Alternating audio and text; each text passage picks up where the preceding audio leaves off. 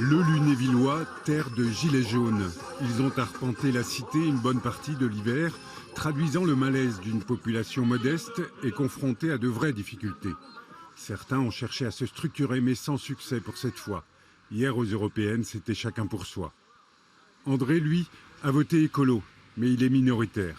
Selon lui, la grande majorité de ses compagnons de lutte sont allés vers le Rassemblement national.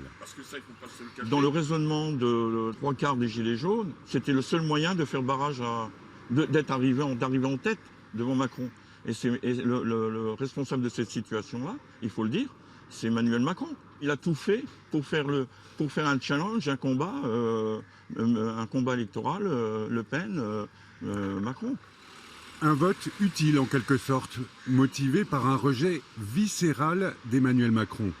Mais un avertissement aussi pour les élus locaux, les républicains. La droite est tombée à 9%. De leur propre aveu, ils ont perdu l'électorat populaire.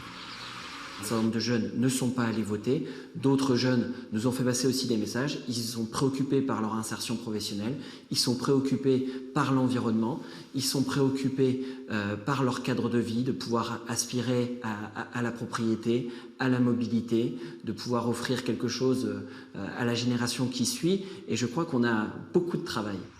À commencer par les municipales, c'est dans un an. Je vais certainement pas jouer les cadors sur 2 mois. Hein. Je ne sais pas ce qui va arriver, mais je reste sur mes fondamentaux, sur la façon dont on a travaillé depuis 12 ans, et même plus en ce qui me concerne. Et après, les électeurs jugeront le moment venu. Les élus qui se demandaient comment évoluerait le mouvement des Gilets jaunes, ils ont eu une réponse hier, mais l'élection européenne ne peut pas préjuger des scrutins locaux à venir.